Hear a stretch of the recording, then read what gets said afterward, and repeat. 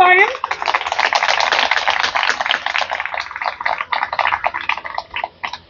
सबसे पहले कपलू साहब, गंजू साहब, प्रेमी साहब, भट्ट साहब, सबको मैं नमन करता हूं, वंदन करता हूं।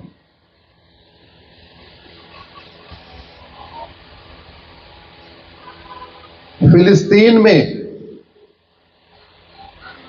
कोई मरता है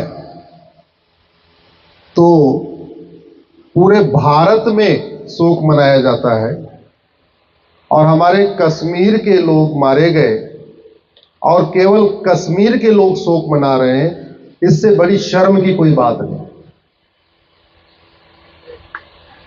कितने आश्चर्य की बात है।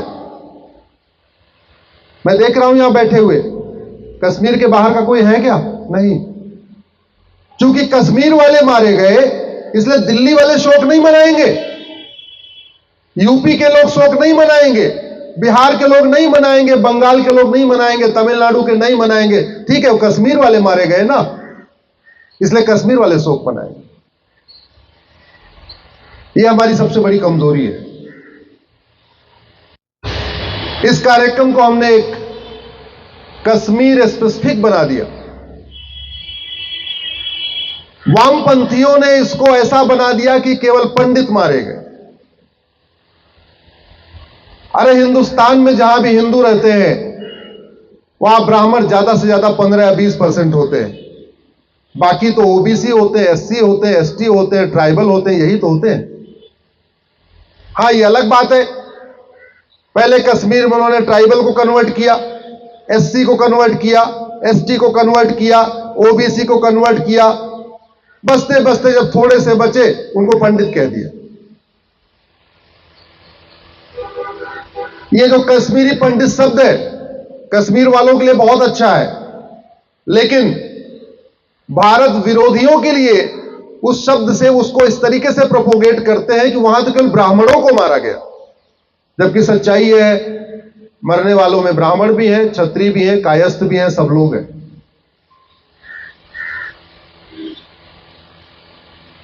सवाल यह है कि जिस सोच ने 1990 में नरसंहार किया था, क्या 35 साल के बाद वो सोच खत्म हो गई क्या? जिस सोच ने 1947 में विभाजन कराया, जिस सोच ने 1989 में टिक्कालाल टपलू जी को मारा, जिस सोच ने 1990 में बाकी सबको मारा, क्या वो सोच खत्म हो गई क्या? जून के महीने में बांग्लादेशी हिंदू बहुत अपने आप को सुरक्षित मान रहे थे, और जुलाई के महीने में क्या हुआ? क्या हुआ जुलाई के महीने में? अरे जुलाई के महीने में वहां पिता के सामने बेटी का बलात्कार हुआ है, भाई के सामने बहन का बलात्कार हुआ है, बच्चे के सामने मां का बलात्कार हुआ है, पति के सामने पत्नी का बलात्कार हुआ है।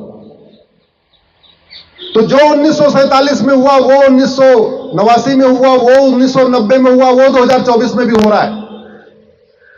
इसका मतलब सोच तो खत्म नहीं हुई, सोच तो वही है।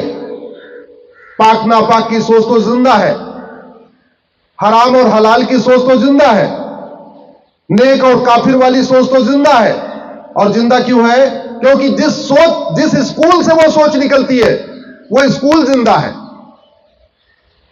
जिस स्कूल में सिखाया जाता है वंदे मातरम कहना हराम है, भारत माता की जय कहना हराम है, होली मनाना हराम, दिवाली मनाना हराम, संक्रांति मनाना हराम, भारत के त्योहार मनाना हराम, उन स्कूलों की संख्या कम नहीं हुई है, उन स्कूलों की संख्या बढ़ी है।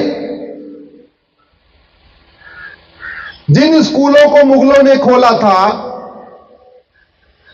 और जिन स्कूलों के कारण पूरी दुनिया में अशांति हुई है, जिन स्कूलों के कारण भारत में अशांति है, उन स्कूलों को बंद करने का कोई प्रावधान नहीं किया गया।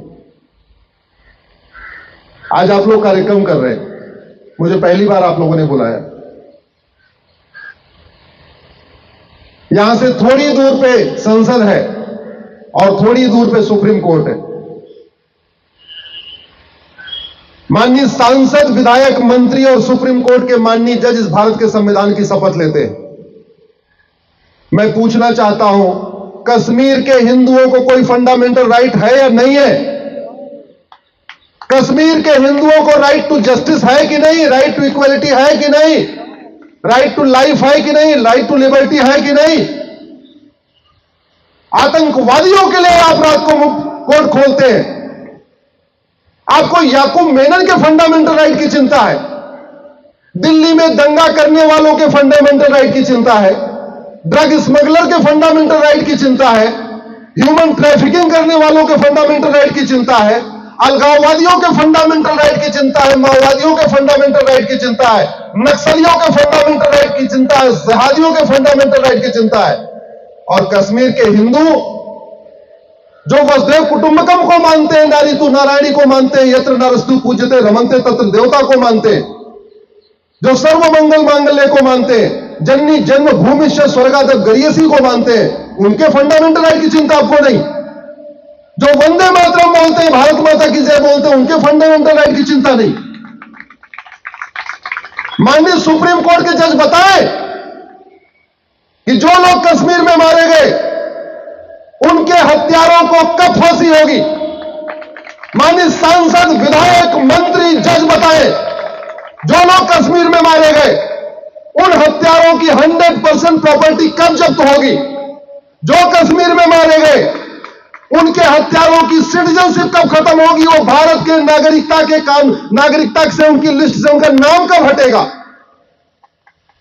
मैं आप लोगों से आग्रह करता हूं, इसको आप केवल कश्मीरी जेनोसाइड का मामला मत रखिए, यह हिंदू जेनोसाइड का मामला है। जब तक आप इसको कश्मीर का जेनोसाइड बना के रखेंगे, आप हिंदुओं का भी नुकसान करेंगे, अपना भी नुकसान करेंगे। आप लोग अपने आप को क्यों केवल कश्मीरी पंडित कहते रहे? आप हिंदू हैं, हिंदुस्तान के नागरिक हैं, आपको वो सारे फंडामेंटल राइट है जो राइट भारत के जजों को है, भारत के सांसदों को है, भारत के मंत्रियों को है। जो आधे से ज्यादा तो पकड़े ही नहीं गए, और जो पकड़े गए आज तक उनको सजा नहीं हुई। सजा क्यों नहीं हुई? क्योंकि गवाह नहीं मिल रहे, गवाहों के बयान नहीं हो पा रहे। मैं माननीय सांसदों, विधायकों, मंत्रियों और सुप्रीम कोर्ट के माननीय जजों से पूछता हूं, आपके परिवार के सामने अगर किसी की हत्या हो जाए तो क्या आपके परिवार के अंदर इतनी हिम्मत है कि जाके कोर्ट में गवाही देगा? आप पुलिस की सुरक्षा में रहते हैं, इसके बावजूद आपके बच्चे, आपकी बेटी, आपकी पत्नी सोचते हैं क्यों गवाही देना, क्यों पचड़े में पड़ना, क्यों हमें कोर्ट जाना। और आप चाहते हैं कि कॉमन मैन आके गवाही दे, आतंकवादियों के खिलाफ आके गवाही दे, अलगाववादियों के खिलाफ आके गवाही दे। आप क्यों नहीं उनका नार्को टेस्ट करते, पॉलीग्राफ टेस्ट करते, ब्रेन मैपिंग करते, तीनों टेस्ट करके उनको सजा दे देते उठा के? इस सड़ी हुई न्यायिक व्यवस्था के कारण अपराधियों के हौसले बुलंद हैं। इस सड़ी हुई न्यायिक व्यवस्था के कारण अलगाववादियों के, आतंकवादियों के, माओवादियों के, नक्सलियों के, जिहादियों के, मिशनरियों के, भारत विरोधियों के हौसले बुलंद हैं। क्यों? क्योंकि उनके खिलाफ लोग गवाही देने से डरते हैं, और डरते इसलिए है कि भारत में लाखों गवाहों की हत्या हो चुकी है। अरे आतंकवादी के खिलाफ गवाही देने से तो मैं कह तो रहा हूं ना, एक बार बहुत सारी ऐसी घटनाएं हुई है जहां सांसदों का परिवार मार्केट में था, उनके सामने हत्या हुई है, लेकिन कभी सांसदों के परिवार ने गवाही नहीं दिया, जबकि वो पुलिस की सुरक्षा में रहते। ये जो नौकरशाह है, चाहे वो कलेक्टर है, चाहे कप्तान है, चाहे कमिश्नर है, क्या उनके परिवार के अंदर इतनी हिम्मत है कि अगर उनके परिवार के सामने कोई चेन स्नैचिंग हो जाए, मर्डर हो जाए, रेप हो जाए या कोई दुर्घटना हो जाए, वो जाके गवाही देंगे क्या? नहीं देंगे। जब वो खुद गवाही देने से डरते हैं तो कॉमन मैन को क्यों नहीं डर लगेगा? डर लगेगा। हर व्यक्ति सोचता है 20 साल हो गया, 30 साल हो गया, 40 साल हो गया। मुझे समझ में नहीं आ रहा है आतंकवादियों, जिहादियों और कि फंडामेंटल राइट कितनी चिंता क्यों है?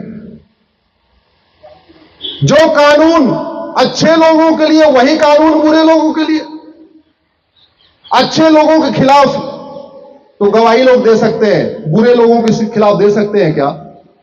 देवता के खिलाफ तो लोग बोल सकते हैं, दानव के खिलाफ बोल सकते हैं क्या? इंसान के खिलाफ तो लोग बोल सकते हैं, राक्षस के खिलाफ बोल सकते हैं क्या? नहीं बोल सकते। दुख मुझे इस बात का है, 35 साल बीत गए, टीकालाल टपलू साहब को 35 साल हो गए, उसके बाद जो गंजू साहब मारे गए, भट्ट साहब मारे गए, पंडिताजी मारे गए, गिरजा जी मारी गई, सबको लगभग 34 साल 35 साल हो चुका है। आप में से मुझे बताया कौल साहब ने कि आपके भाई की हत्या हुई थी, आपके भाई की हत्या हुई थी, मुझे बता रहे थे। मतलब जिस भारत में जस्टिस विद इन आवर होता था,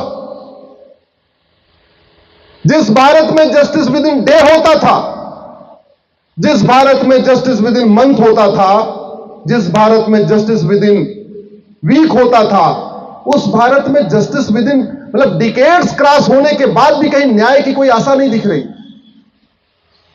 जिस भारत में अपराधियों को हाथी से कुचलवाया जाता था, रानी अहिल्याबाई होलकर जी का जो जजमेंट का तरीका था, जो हत्या करे उसको हाथी से कुचलवा दो, जो भ्रष्टाचार करे उसका हाथ पैर बांध के उसको नर्मदा जी में डलवा दो। छत्रपति शिवाजी महाराज के समय में 4 कैटेगरी हुआ करती थी, जस्टिस विद इन आवर, 1 घंटे के अंदर न्याय, ज्यादा थोड़ा कॉम्प्लिकेटेड केस है, जस्टिस विद इन डे, दिन भर के अंदर फैसला।